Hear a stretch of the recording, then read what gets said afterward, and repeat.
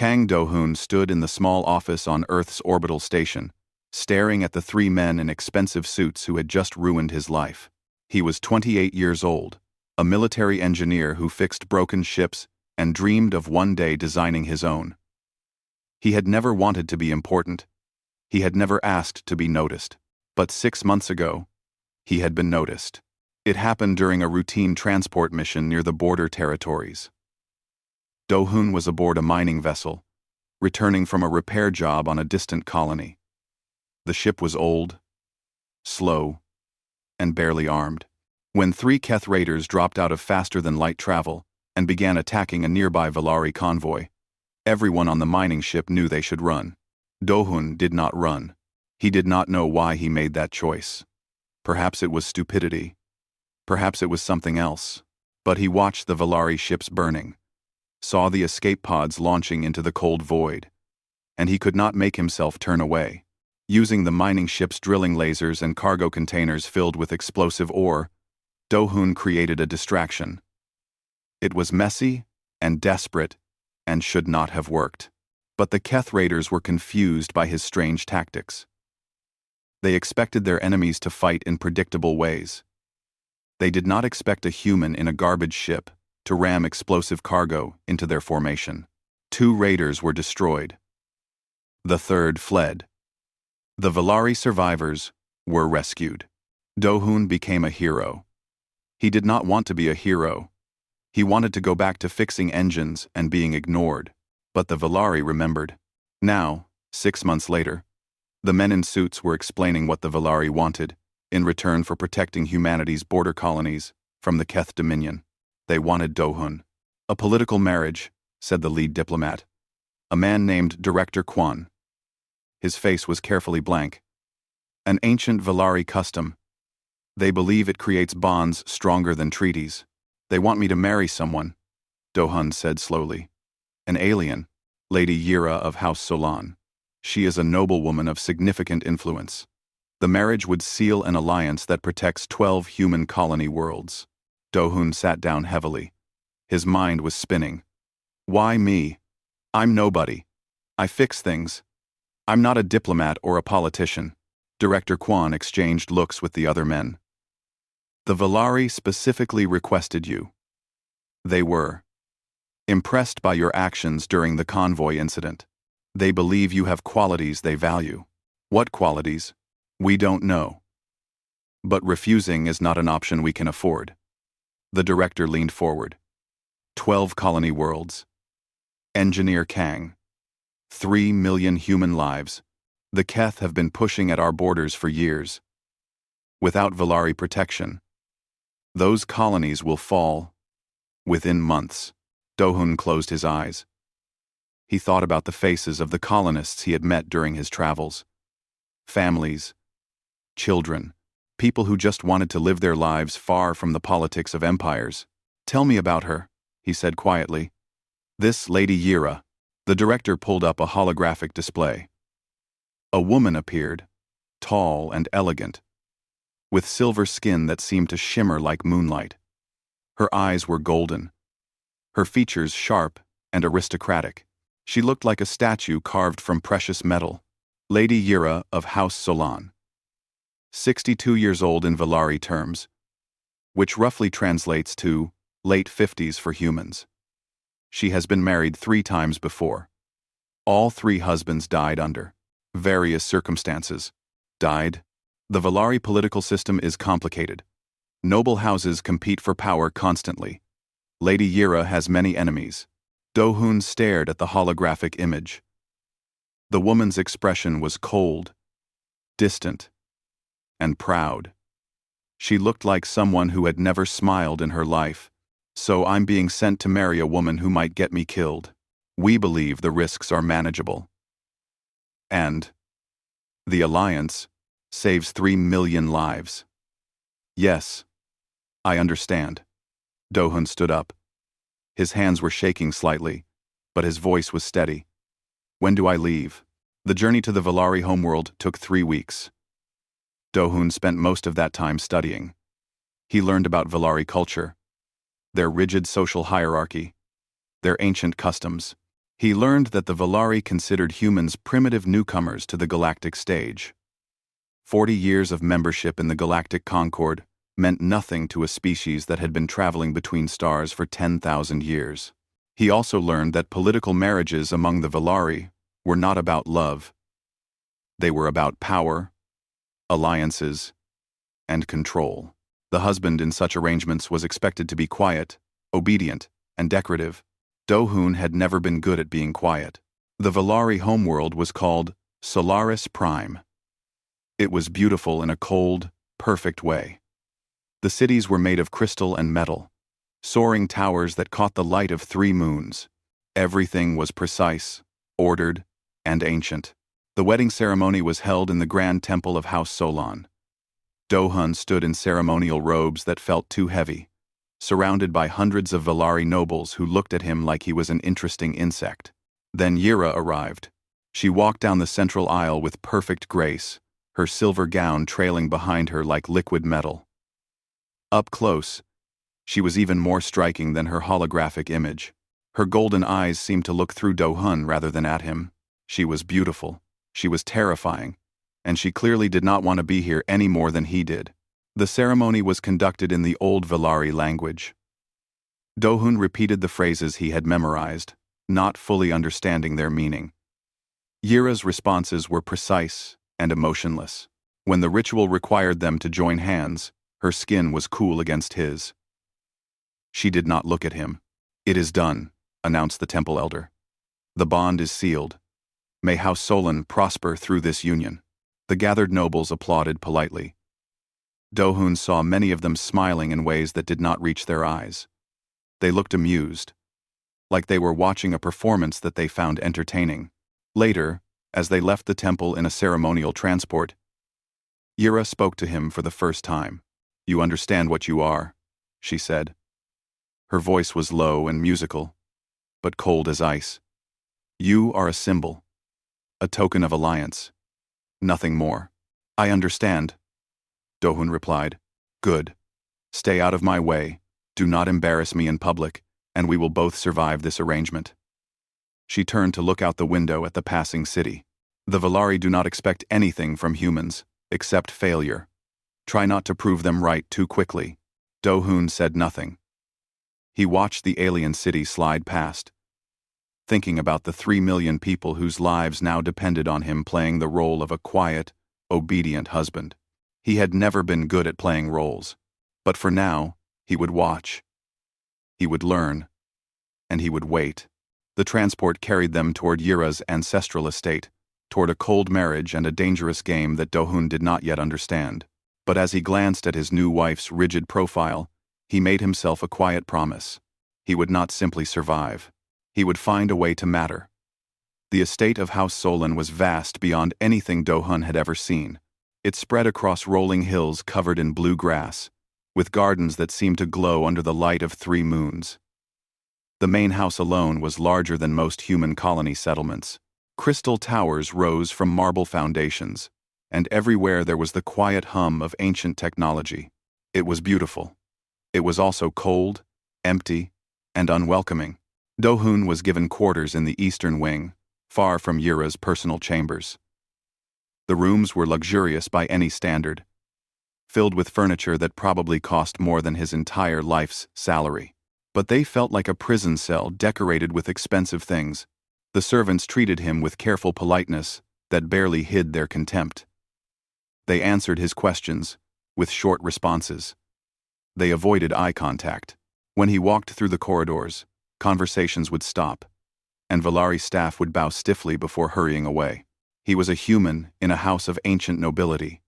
To them, he was less than a guest. He was an embarrassment that their lady had been forced to accept. Do-hoon adapted quickly. He had learned long ago that being underestimated was often an advantage. People who thought you were stupid or unimportant often forgot to be careful around you. He began exploring the estate, memorizing its layout. He learned which servants were friendly and which were hostile. He discovered the kitchen staff were more welcoming than the house attendants, probably because they occupied a similar low position in the household hierarchy. He also began watching Yira. They shared meals together, as custom required. These dinners were formal affairs, held in a grand hall that could seat 100 guests but contained only 2. Yira sat at one end of the long table, Do-hun at the other. They ate in silence, while servants moved like shadows around them. At first, Do-hun tried to make conversation. He asked about Valari history, about the estate, about her work on the Noble Council. Yira answered in single sentences, never volunteering more than necessary. After a week, Do-hun stopped trying, but he did not stop observing. He noticed that Yira ate very little despite the elaborate meals prepared for them.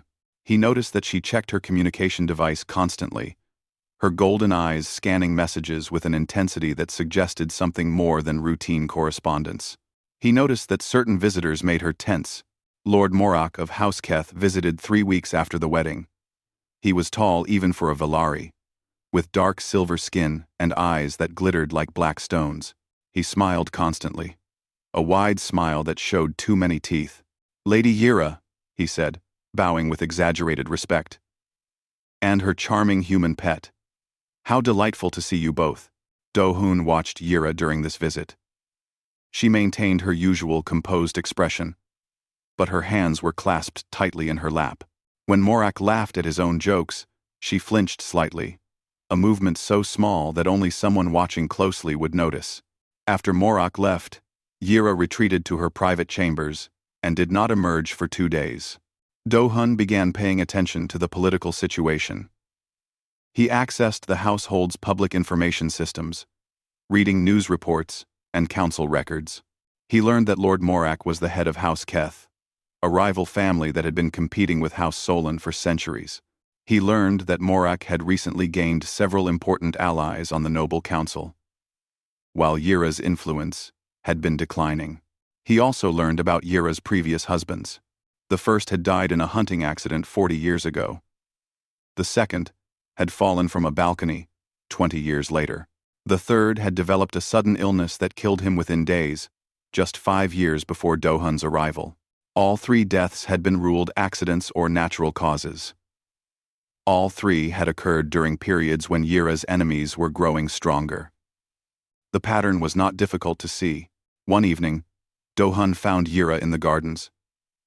She was standing alone near a fountain, staring up at the 3 moons. The blue grass swayed around her in the night breeze, and for a moment she looked almost peaceful. Then Do-hun noticed her hands were trembling. He approached slowly, making sure his footsteps were audible on the stone path. He did not want to startle her. Lady Yira. She turned sharply, her expression hardening into its usual mask. What do you want, human? I want to ask you a question. You may ask. I may not answer. Do-hun stepped closer, close enough to see the fine lines around her eyes, the weariness she usually hid behind perfect composure. Are you in danger? Number 5. For a long moment, Yira said nothing. Her golden eyes searched his face, looking for something. Do-hun did not know what she expected to find. Why would you ask such a thing? Because I notice things. Your previous husbands all died during times when your political enemies were strong. Lord Morak visits you often. And every time he leaves, you hide in your rooms. You barely eat. You check your communications constantly. And you agreed to marry a human, which everyone at court considers a humiliation. Yira's expression flickered with something that might have been surprise. You would only accept such a marriage if you had no better options, Do-hun continued. If you were desperate. If you needed an alliance with humanity, regardless of the personal cost. You are more observant than I expected. I'm an engineer. I notice systems, patterns, things that don't work the way they should. Do-hun met her gaze steadily. Something is wrong here. Something is threatening you, and I think Lord Morak is involved. Yira turned back to the fountain. The water caught the moonlight, scattering silver reflections across the stone. You are correct, she said quietly. I am in danger. I have been in danger for a very long time. Your husbands? Murdered. All of them. By Morak's agents, or by other enemies. I could never prove it. The deaths were always arranged carefully, always deniable. Her voice was flat, emotionless, but Do-hun heard the pain beneath the words. I am the last of House Solan's main line. When I die, the house falls. Its wealth, its territories, its political power, all of it goes to those who would destroy everything my ancestors built. Why marry me? How does that help? Yira turned to face him. For the first time since their wedding, she looked at him as something other than an inconvenience. The marriage was supposed to be a message, a surrender. Morak and his allies expected me to accept a humiliating union with a primitive species, then quietly die within a year. The human alliance would dissolve, blamed on some failure of integration. Two problems solved at once. But I am not dead yet. And you. She studied him with those golden eyes. You are not what I expected. What did you expect? A simple man. Easily controlled. Easily ignored. Someone who would not interfere with my plans to survive. Do-hun almost smiled. Sorry to disappoint you. You have not disappointed me. You have surprised me. That is far more dangerous. She began walking back toward the house. Do-hun fell into step beside her. I can help you, he said. Whatever you're planning, whatever you're fighting against, you don't have to do it alone. Yira stopped. She looked at him with an expression he could not read. You would help me? Why? This is not your fight. Your people would understand if you simply waited out this marriage quietly and returned home when I die. Maybe. But I'm not good at waiting quietly. And I don't like bullies. Regardless of what species they are. For a long moment, Yira said nothing. Then, slowly, she nodded. Very well, human. We will talk tomorrow. Properly, this time. About everything. She walked away into the darkness, leaving Do-hun alone in the garden. He looked up at the three moons, feeling something he had not felt since arriving on this alien world. Hope. The next morning, Yira summoned Do-hun to her private study. It was a small room compared to the grand halls of the estate, filled with books and data crystals and the soft glow of holographic displays. This was where she actually worked. Away from the ceremonial spaces designed to impress visitors, she told him everything. Morak's plans were patient and thorough. He had spent decades undermining House Solan, turning allies into enemies, blocking trade agreements, spreading rumors through the noble courts. Each of Yira's husbands had been men of influence who might have helped her rebuild. Each had been removed once they began making progress. Now Morak was close to his goal. With Yira's latest marriage to a human, House Solan's reputation had fallen to its lowest point. Many noble families openly mocked her. The council votes that once favored her house now went to Morak and his allies. He will move against me soon, Yira said. Her voice was calm, analytical. She had clearly accepted this reality long ago. Within a year, perhaps sooner. An accident, an illness, something that cannot be traced. And after you die, House Solan's assets will be divided among allied houses, which now mostly answer to Morak. He will control nearly a third of the noble council. Enough to reshape Valari policy, including policy toward humanity. Do-hun leaned forward. He wants to end the alliance? He wants to end humanity's presence in this sector entirely. The Valari and the Keth have ancient connections that most outsiders do not understand. Morak believes a different alliance would be more profitable. Your colony worlds would be sacrificed to seal that partnership. 3 million lives. The number echoed in Do-hun's mind. The same number that had brought him here in the first place. So we stop him, Do-hun said. Simply. Yira looked at him with tired eyes. How? I have been trying to stop him for 40 years. I have tried legal challenges, political maneuvering, even hiring protection. Nothing works. He is too powerful, too connected, too patient. You've been fighting him the Valari way, because I am Valari, but I'm not. Do-hun stood and walked to the window, looking out at the perfect gardens. You said it yourself. Morak expected a simple human, who would be easily controlled. He thinks humans are primitive, predictable, inferior. Most Valari believe this. Good. Let them keep believing it. Dohun turned back to face her. Tell me about Valari security systems. About how noble houses protect themselves. About the patterns they use. Dohun. For the first time, curiosity flickered in Yira's golden eyes. Why? Because I'm going to find the weaknesses. The things nobody looks for. Because everybody does things the same way. The human way isn't always about being stronger or smarter. Sometimes it's about being different enough that your enemies don't know how to react. Yira stared at him for a long moment. Then, she began to talk. Over the following weeks, Dohun learned more about Valari society than most humans ever would. He learned about their security protocols, their communication networks, their social customs. He learned that Valari thinking was highly logical, pattern-based, and traditional. Strategies that had worked for centuries were repeated without question. This was their strength and their weakness. Dohun started with small changes. He modified household appliances to record conversations, using techniques so simple that Valari scanning technology did not recognize them as surveillance. He built listening devices from kitchen equipment. He created hidden cameras from decorative items. The servants, whom the nobility ignored completely, became his eyes and ears. He ate meals with the kitchen staff, helped with simple repairs, learned their names and their troubles. They were not Valari nobles, and many of them had their own complaints about houses like Morak's. Information began flowing to Dohun that had never reached Yira's ears. He learned that one of Morak's agents had infiltrated the household as a gardener. He learned that a council member's assistant was deeply in debt and selling information. He learned about secret meetings, hidden alliances, and plans that were never meant to be discovered.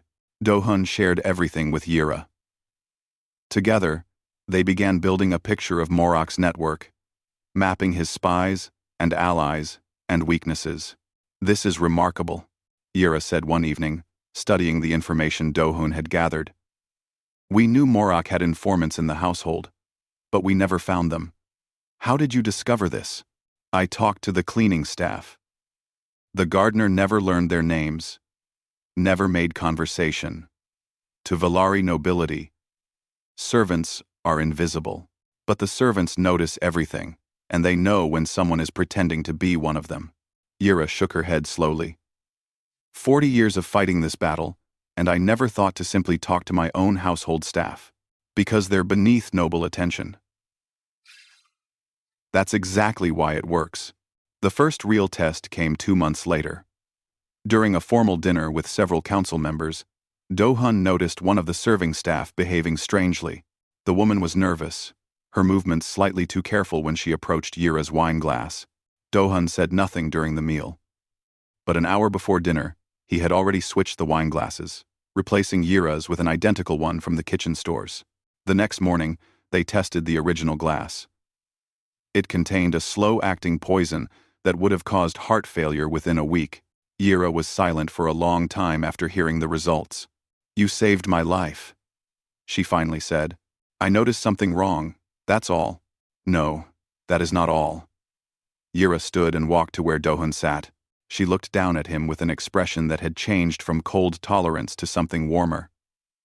You have done more in 2 months than all my guards and advisors accomplished in 40 years. Your guards and advisors think like Valari. They look for Valari threats. They miss the simple things. And you don't miss them. I try not to. Engineers are trained to check everything, especially the parts that seem too simple to fail. Yira sat down across from him. The formal distance that had always existed between them seemed smaller now. My husbands, she said quietly. Each of them tried to protect me in their own way. They hired guards, built alliances, made political moves, all traditional approaches. All failed. Because Morak expected those approaches. Yes. Yira met his eyes. He will not expect what you are doing. This, human thinking. It does not follow our patterns. That's the point. You've been playing a game with rules that Morak wrote. We're not going to break those rules. We're going to play a different game entirely. What game? Do-hun smiled. Back on Earth, we have a card game called poker. To be unpredictable. To win, even when you're losing. This is strategy? This is human strategy. We've been doing it for thousands of years. It works because it's not logical. It's psychological. Yira was quiet for a moment, processing this. Then she nodded slowly. Teach me, she said. Teach me this human way of thinking. It will take time. And it might not work. Morak has a lot of advantages, but he has one weakness now. He underestimates you. He underestimates what humans can do. Then let's make sure he keeps underestimating us. Right up until the moment he loses. Yira extended her hand. After a moment, Do-hun took it. Her grip was firm, her skin cool against his. Partners, she said. Partners. Do-hun agreed. Outside the window, the three moons rose over the estate of House Solon. The game was changing. And for the first time in 40 years, Yira allowed herself to believe that she might actually win. 6 months had passed since the failed poisoning attempt. In that time, everything had begun to change. Do-hun and Yira had developed a routine. Every morning, they met in her study to review intelligence gathered overnight. Every evening, they planned their next moves. The formal dinners at opposite ends of a long table had been replaced by small meals in her private quarters, where they could talk freely without servants overhearing. They were no longer strangers sharing a house. They were allies fighting a war. Yira proved to be a brilliant student of human tactics. Her analytical mind, trained in centuries of Valari politics, quickly grasped concepts like misdirection, bluffing, and psychological manipulation. She began applying these ideas to situations Do-hun never would have understood. The council vote next week, she said one morning, studying a holographic display of voting patterns. Morak expects to win by 3 votes. His alliance with House Terran depends on a trade agreement that benefits their mining colonies. Can we block the agreement? No. But we can make House Terran doubt it. Yira smiled. It was a real smile. Something Do-hun had started seeing more often. Using your methods. Do-hun leaned forward. What are you thinking? House Terran's leader is Lord Bake. He is arrogant but insecure, always worried that others are gaining advantages he doesn't know about. If he believed Morak was secretly negotiating a better deal with House Vorn, he would demand changes to his own agreement. Changes Morak can't afford to make without losing support elsewhere. Exactly.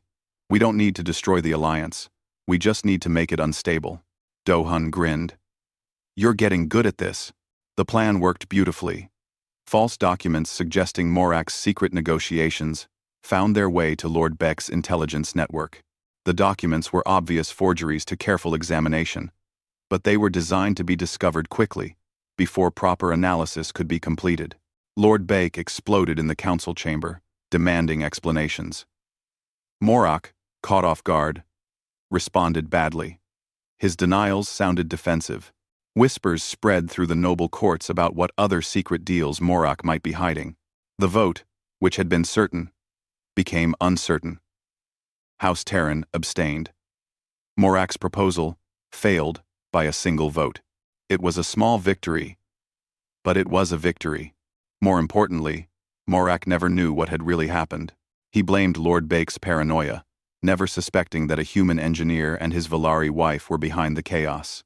As the months continued, Do-hun expanded his network. The household servants had been only the beginning. He made connections with traders who visited the estate, with technicians who maintained the communication systems, with minor officials who were tired of being overlooked by their noble employers. None of these people were powerful individually, but together, they formed something the Valari political system had never seen. An intelligence network that operated entirely outside noble channels. Yira called it the invisible web. You have created something dangerous, she told Do-hun one evening. They were in the gardens, walking together as they often did now. If other houses learned what you have built, they would be terrified. That's why they won't learn. The whole point is that it doesn't look like anything. It's just a human being friendly with the staff. Nothing worth noticing. To Valari eyes, no. We do not see servants as people who matter. We do not imagine they could be sources of information. Yira paused beside the fountain. This blindness. It is a flaw in our society that I never recognized before. Every society has blind spots. Human history is full of empires that fell because they ignored the people they considered unimportant. And you believe Valari society could fall the same way? Do-hun considered the question carefully. I think any system that treats some people as invisible eventually loses sight of important things. Your noble houses are so focused on each other that they've stopped paying attention to everything else. Yira was quiet for a long moment. Then she said something that surprised him. I have been a noblewoman my entire life. I have always believed that our system, for all its flaws, was the best way to organize society. Tradition, hierarchy, order. She looked at Do-hun with thoughtful eyes. But watching you these past months has made me question things I never questioned before. Is that good or bad? I don't know yet, but I think it might be necessary. Their partnership continued to deepen. Yira taught Do-hun the subtleties of Valari politics, the ancient feuds, and hidden connections that shaped noble behavior. Do-hun taught her to think in ways that broke traditional patterns, to see opportunities where Valari logic saw only problems. They made a strange team. An alien noblewoman, twice his age, and a human engineer, from a species the galaxy considered primitive. But somehow, they worked. The victories accumulated. A rival house found its financial records exposed, revealing corruption that led to criminal charges. Another enemy discovered that private communications had been leaked to their political opponents, destroying a crucial alliance. Morak's supporters began to doubt, to quarrel among themselves, to wonder where the attacks were coming from. Through it all, Morak himself seemed confused. His intelligence network could find no evidence of organized opposition. There were no meetings to spy on, no communications to intercept, no movements to track. It was as if his problems were arising from nowhere. He is becoming frustrated, Yira reported after a council session. I saw it in his face today. He expected me to be dead by now, or at least completely powerless. Instead, his own alliances are weakening while mine remain stable. Good. Frustrated people make mistakes. You sound pleased. I am pleased. We're winning, Yira. Slowly, carefully, but we're winning. She smiled at the use of her name without title. It had taken months before Do-hun felt comfortable doing that. Months before she had asked him to. Do not become overconfident, she warned. Morak is still powerful. He still has resources we cannot match. And he is patient. He has waited 40 years to destroy House Solon. He can wait longer. Then we need to make sure he doesn't have the chance to wait. That night, they stayed up late planning. The table between them was covered with data crystals and holographic displays. Evidence gathered over 6 months of careful work. Evidence of corruption, of secret deals, of connections between Morak's house and the Keth Dominion. It was not enough for a public accusation. Not yet. The Valari legal system required overwhelming proof before moving against a major noble house. But they were getting closer. Another year, Yira said. Perhaps less. If we continue at this pace, we can build a case that even the council cannot ignore. A year is a long time. A lot can go wrong. You sound worried. Do-hun looked at her across the table.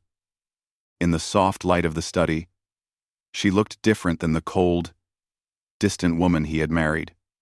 The lines of age and stress were still there, but so was something else. Warmth, life, hope. I'm worried about you, he admitted. We've been so focused on the political game that we haven't thought about more direct threats. Morak tried to poison you once. He'll try again. I know. I have improved security, Hired new guards? The same guards who missed the poison in your wine? Yira's expression flickered. What are you suggesting? I'm suggesting we need to prepare for the possibility that Morak will stop being patient. If he realizes his political strategies are failing, he might decide that direct action is worth the risk. An assassination attempt? It would fit the pattern. Every time your position has strengthened in the past, something happened to knock you down. Usually something violent. Yira stood and walked to the window. Outside, the three moons cast long shadows across the gardens. You are right, she said quietly. I have spent so long playing the political game that I almost forgot the physical danger. It is easy to forget. Living in luxury, surrounded by servants and guards, Do-hun joined her at the window. After a moment of hesitation, he put his hand on her shoulder. She did not pull away. We'll figure it out, together. Yira turned to look at him. Her golden eyes studied his face for a long moment. You know, she said softly, when they told me I would marry a human, I expected to spend the rest of my life regretting that decision. I expected to die alone, despised by my own people, remembered only as the noble woman who fell so low she wed an alien. And now I believe I may have made the best decision of my life. She placed her hand over his. Whatever comes next, I am glad you are here. Do-hun did not know what to say.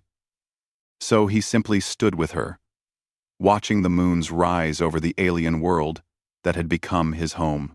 Somewhere out there, Morak was planning his next move. The final confrontation was coming. Both of them knew it.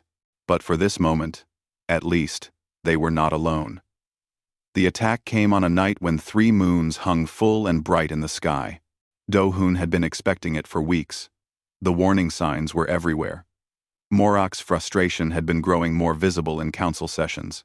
Several of his key allies had begun distancing themselves, worried about association with a house whose plans kept mysteriously failing. Worse, rumors were spreading about evidence connecting House Keth to the Keth Dominion, evidence that could destroy Morak's reputation if it became public. A desperate man was a dangerous man. Do-hun had been preparing accordingly. He had studied the estate's security systems for months, learning every weakness, every blind spot. He had quietly modified door controls and emergency systems. He had mapped escape routes and defensive positions. He had even convinced Yira to let him redesign some of the household's internal structure, using emergency bulkheads that could transform corridors into controlled choke points. The servants thought he was just a bored human tinkering with technology. The guards dismissed his work as irrelevant. Nobody imagined he was turning their home into a fortress. On the night of the attack, Do-hun woke to the soft vibration of an alarm he had built into his personal device. One of his modified sensors had detected movement at the estate's eastern wall. Movement that should not exist. He was out of bed and running within seconds. Yira was in her chambers on the other side of the house. Between them were corridors filled with shadows and moonlight. And somewhere in those corridors, killers were coming. Do-hun reached a security terminal and activated the first layer of his preparations. Throughout the estate, doors slid shut with quiet efficiency. The corridors divided into sections. The intruders, whoever they were, would find their planned routes suddenly blocked. Alarms began wailing. Lights flickered to full brightness. Chaos erupted throughout the household. In the security feed, Do-hun saw them. 6 figures in dark armor, moving with the precision of elite warriors. They carried weapons that hummed with deadly energy. Their faces were hidden behind masks, but their movements marked them as professional assassins. They had expected to slip through a sleeping estate and find their target defenseless. Instead, they found sealed doors and blaring alarms and guards scrambling to respond. But the guards were not enough. Do-hun watched on the security feed as 2 household guards engaged the intruders and were cut down within seconds. The assassins were too fast, too skilled, too well armed. This was a death squad. Nothing less. Do-hoon activated the second layer. Emergency bulkheads dropped, creating new barriers. The estate's internal layout shifted like a puzzle rearranging itself. Corridors that had been straight now turned. Rooms that had been accessible became dead ends. The assassins hesitated, confused. Their internal maps were suddenly useless. Do-hoon moved through passages he had memorized, racing toward Yira's chambers. He could hear sounds of fighting somewhere behind him, shouts and energy blasts, and the crash of bodies against walls. He found Yira in her study, armed with a traditional Valari energy blade. Her silver face was pale but determined. "How many?" she asked. "6 that I counted." "Professional team. They're having trouble with the modified layout, but they'll adapt. Your preparations?" "Slowing them down. We need to get to the secure room." The secure room was a fortified chamber deep in the estate's foundations. Do-hoon had spent weeks reinforcing it, adding redundant power supplies and communication systems. If they could reach it, they could hold out until help arrived. They moved quickly through the transformed corridors. Twice they heard the assassins nearby, confused voices speaking in rapid Valari. The killers were good, but they had trained for a normal estate layout. Do-hoon's modifications had turned their familiar territory into a maze. They were halfway to the secure room when things went wrong. One of the assassins had found a terminal and overridden part of Do-hoon's control system. A door that should have stayed closed slid open, revealing a masked figure 10 meters ahead. The assassin raised their weapon. Do-hoon pushed Yira aside and threw himself forward. It was not a tactical decision. It was not logical. It was simply the only thing he could do. The energy blast caught him in the shoulder.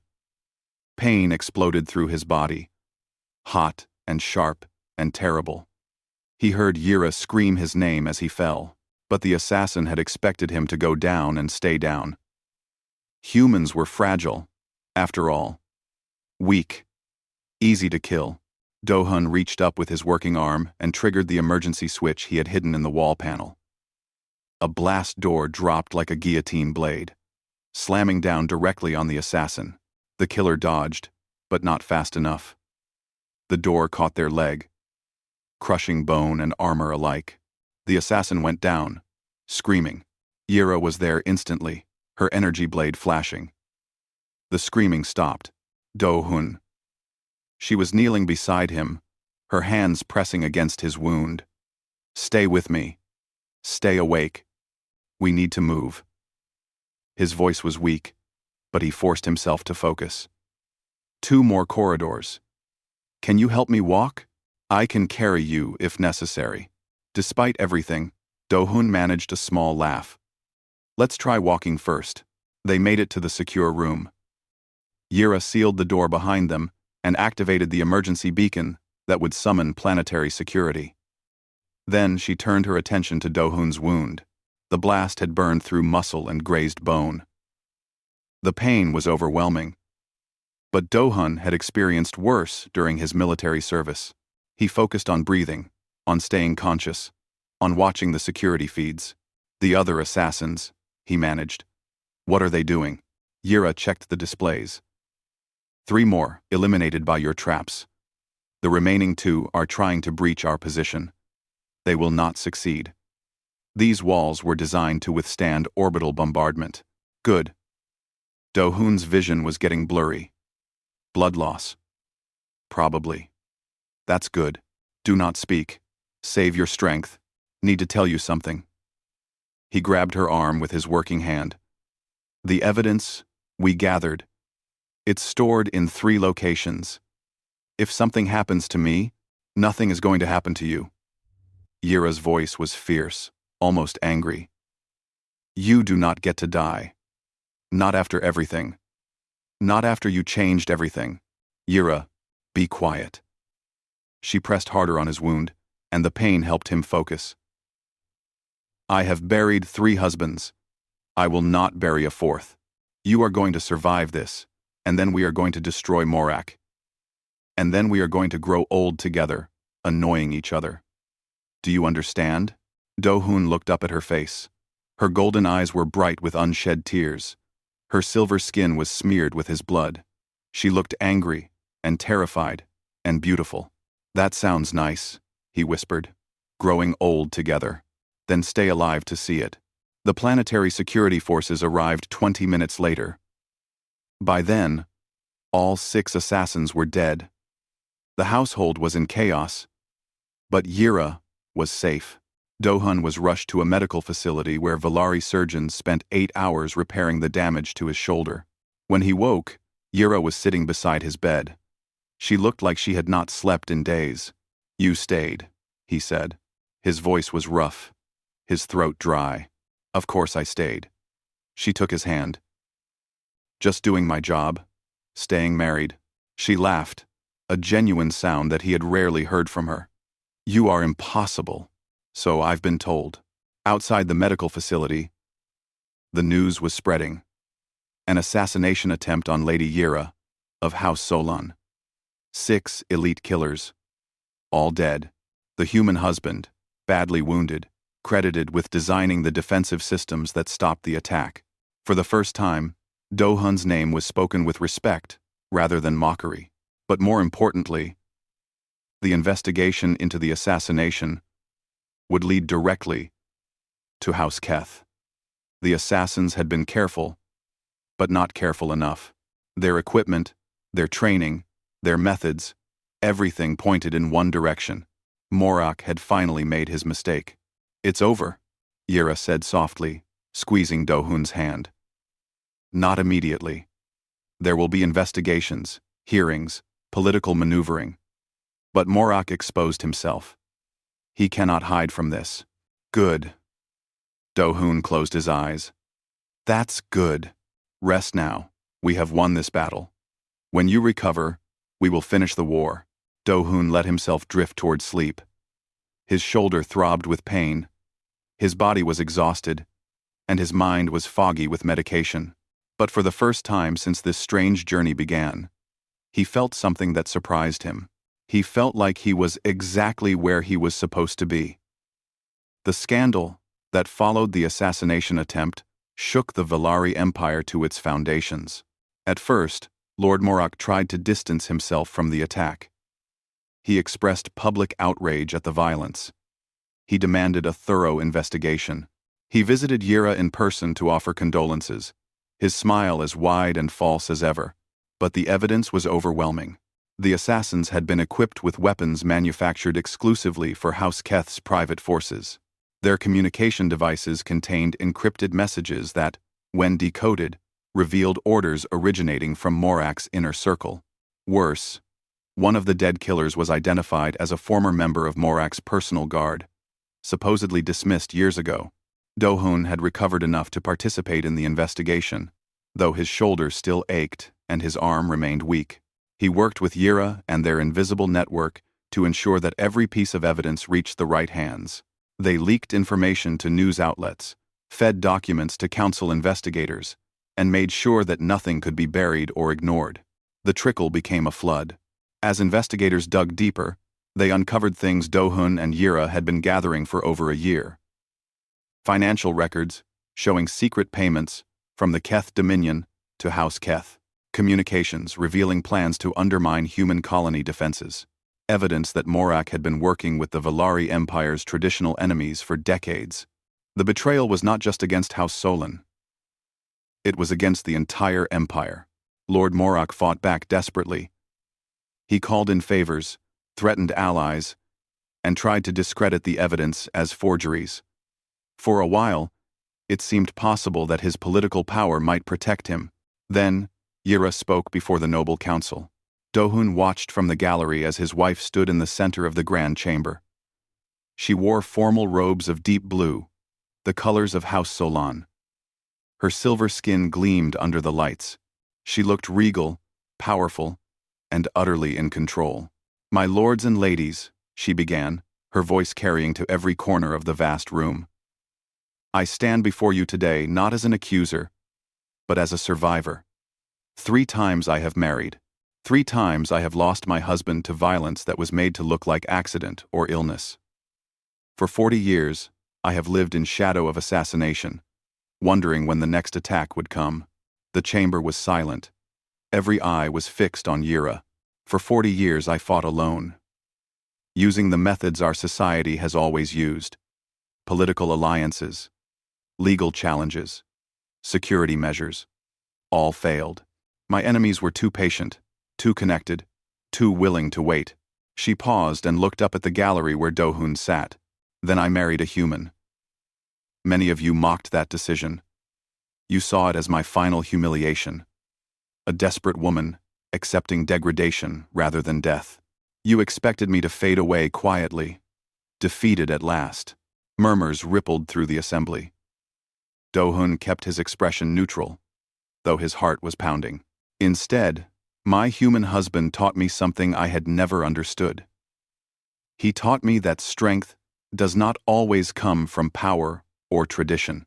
Sometimes strength comes from seeing things that others are too proud to notice, from valuing people that others dismiss as unimportant, from thinking in ways that break the patterns our enemies expect. Yira raised her hand, and holographic displays activated throughout the chamber. Documents, recordings, financial records, all the evidence they had gathered. The attack on my household was not the act of random criminals. It was ordered by Lord Morak of House Keth, the same lord who murdered my previous husbands, the same lord who has been secretly allied with the Keth Dominion for 40 years, the same lord who planned to sacrifice 12 human colony worlds to our enemies in exchange for personal power. The chamber erupted. Lords and ladies shouted questions, accusations, denials. Morak himself rose from his seat, his face twisted with rage. Lies, fabrications created by a desperate woman and her alien pet. Yira did not flinch. I call upon the council to review the evidence. All of it. I call upon investigators to trace every document, verify every recording, confirm every financial transaction. I have nothing to hide. The question is whether Lord Morak can say the same. The vote was called. An independent investigation would proceed. Morak's political protections were suspended, pending review. As the assembly dissolved into chaos, Do-hun made his way down to where Yira waited. She was surrounded by nobles, some offering support, others asking questions.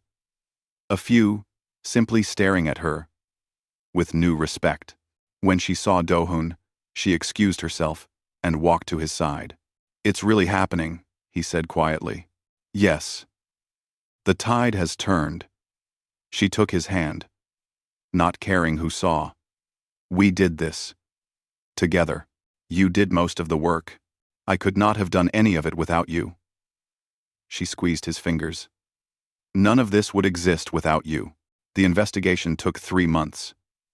When it concluded, Lord Morak was arrested on charges of treason, conspiracy, and multiple counts of murder. His closest allies were implicated alongside him. House Keth's assets were frozen, its political power shattered. The trial was the largest in Valari history. Evidence was presented for weeks.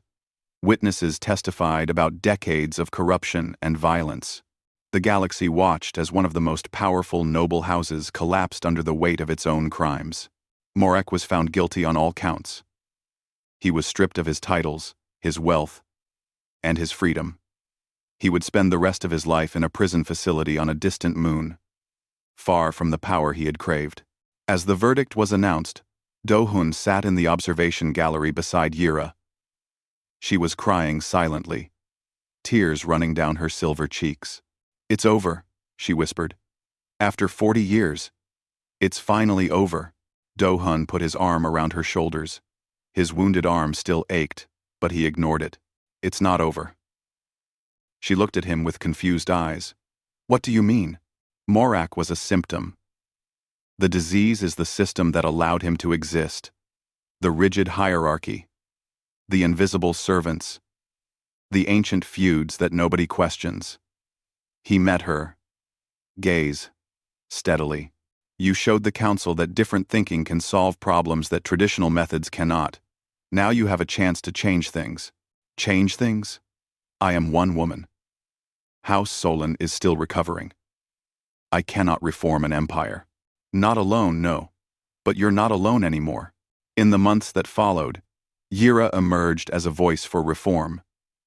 She was careful at first, proposing small changes, improved legal protections for servants, greater transparency in noble house finances, restrictions on private military forces.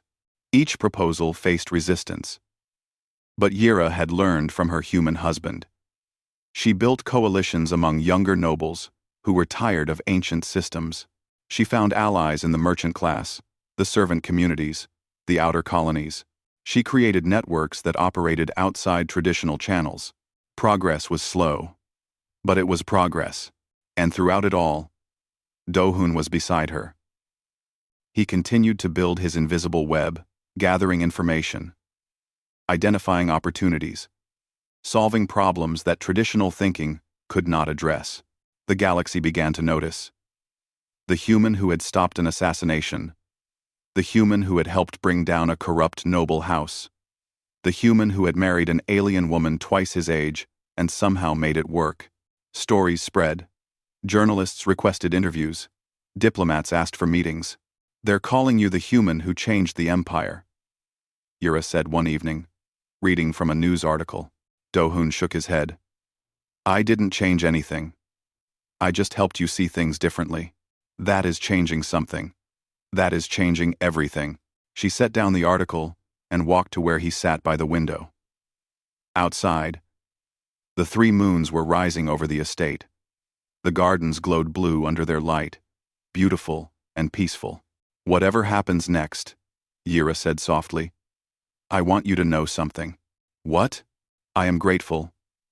Not just for saving my life. Not just for helping me defeat my enemies." She touched his face gently. "I am grateful that you came into my world. I am grateful that you showed me there are other ways to live. I am grateful that I get to spend whatever years remain to me with you." Do-hun turned to face her fully. The woman before him was not the cold, distant noblewoman he had married. She was warm, open, vulnerable. She was his partner in ways he had never expected. "I'm grateful too," he said, "for all of it." They stood together in the moonlight, watching the world they were slowly, carefully changing. The tide had turned, and it would not turn back. 5 years had passed since the trial of Lord Morak. 5 years of change, challenge, and transformation. The galaxy was not the same place it had been. The Human-Valari alliance had become the strongest partnership in the galactic concord. Trade routes flourished between human colonies and Valari worlds. Cultural exchanges brought artists, scientists, and students across the void between stars. Military cooperation had pushed back Keth Dominion aggression, securing the border worlds that had once seemed certain to fall. Diplomats from a dozen species studied the alliance, trying to understand its success. Academic papers were written about cross-species cooperation. Philosophers debated what it meant for the future of galactic civilization. At the center of it all stood 2 people who had never expected to matter. Kang Do-hun was no longer just an engineer. He had become something new, something that had not existed before. Ambassadors called him when traditional diplomacy failed. Corporate leaders sought his advice on problems that logical analysis could not solve. Military commanders asked for his perspective on conflicts that followed no familiar patterns. He was a consultant, a problem solver, a bridge between species who had forgotten how to understand each other. His methods were still the same ones he had used from the beginning: observation, patience, and the willingness to see value where others saw nothing. Lady Yira of House Solon was now the leader of a growing reform movement within the Valari Empire. The rigid caste system that had defined Valari society for millennia was beginning to crack. Servants could now apply for citizenship rights. Minor houses could challenge major houses through legal channels, rather than ancient feuds. Transparency laws had exposed corruption in dozens of noble families. Change was slow, resistance was constant, but the direction was clear, and it would not be reversed. On a morning like many others, Do-hun and Yira sat together on the balcony of their estate. The gardens spread before them, blue grass swaying in the breeze, fountains catching the light of the rising sun. The 3 moons were still visible in the pale sky, fading as day arrived. They ate breakfast together, as they had done every morning for years.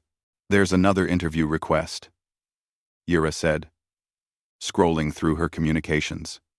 "A human journalist wants to write about our marriage, how we met, how we made it work, what advice we would give to other cross-species couples." Do-hun took a bite of the fruit that he had learned to love, a Valari variety that tasted like honey and citrus. "What do you want to tell them?" "The truth, I suppose. That we did not choose each other. That we did not like each other at first. That we were forced together by circumstances neither of us wanted." "That's not very romantic." "No, but it is honest." Yira set down her device and looked at him. "The romantic version would say, we fell in love, despite our differences. The truth is that we built something together because we had no other choice. Love came later, after trust, after respect. After years of working side by side. That's still a good story. It is our story. I would not change it." They sat in comfortable silence for a while, watching the gardens awaken with morning light. A small creature that resembled a bird, but was not quite a bird, landed on the balcony railing and tilted its head at them curiously. "I received a message from the Concord Council," Do-hun said eventually. "They want me to help mediate a dispute between the Tauran Collective and the Outer Rim settlements. Apparently, traditional approaches have failed. They always do, eventually." Yira smiled. "When do you leave?"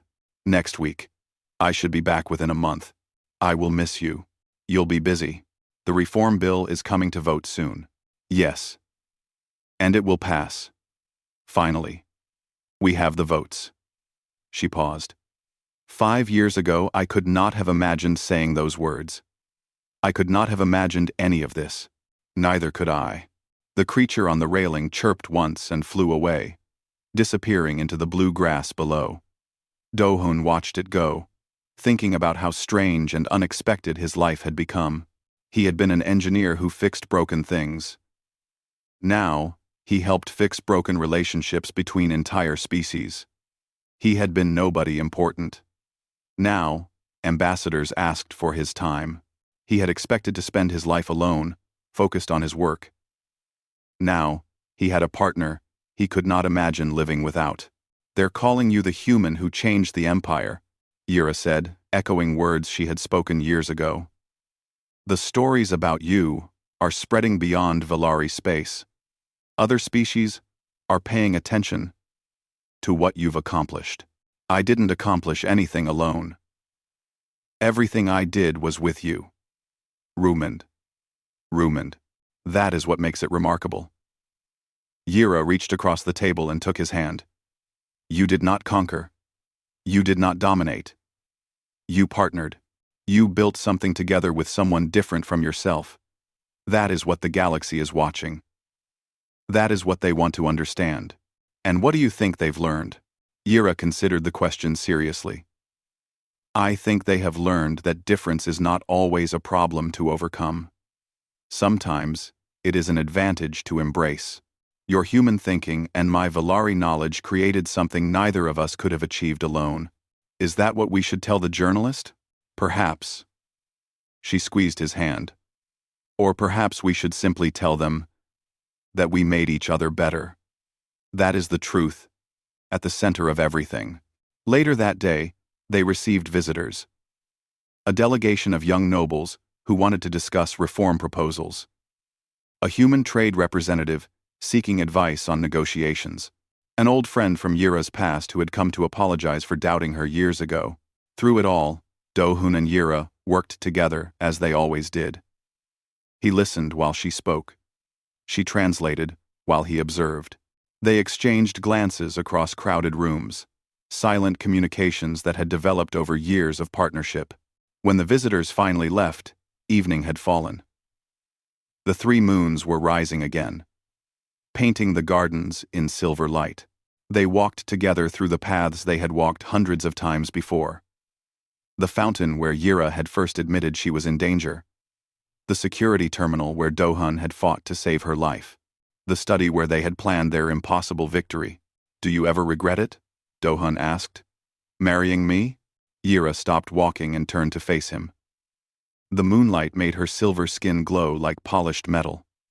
Her golden eyes were soft, warm, filled with something that had taken years to develop. I regretted it every day for the first month, she admitted. I saw you as a burden, a reminder of how far I had fallen. And now I understand that marrying you was the wisest choice I ever made. Not because you saved my life, though you did. Not because you helped me defeat my enemies. Though you did that too. She stepped closer. Close enough that he could feel the coolness of her skin. Because you taught me that it was not too late. That change was still possible. That I did not have to be alone anymore. Dohun reached up and touched her face gently. The gesture still felt strange sometimes, touching someone so different from himself. But it also felt right, in ways he could not explain. I spent my whole life thinking I would never find anyone, he said quietly. I thought I would work until I couldn't work anymore, and then I would die, and nobody would remember my name. I never imagined any of this. And now I know that sometimes the universe has other plans. And sometimes, those plans are better than anything we could have imagined for ourselves. Yira leaned into his touch, closing her eyes. The galaxy calls you a hero. They say you changed the empire. But to me, you are simply my husband. The person who saw me clearly when everyone else looked away. The person who refused to give up when giving up would have been so much easier. No, I'm not a hero. I'm just someone who notices things. That is exactly what a hero is.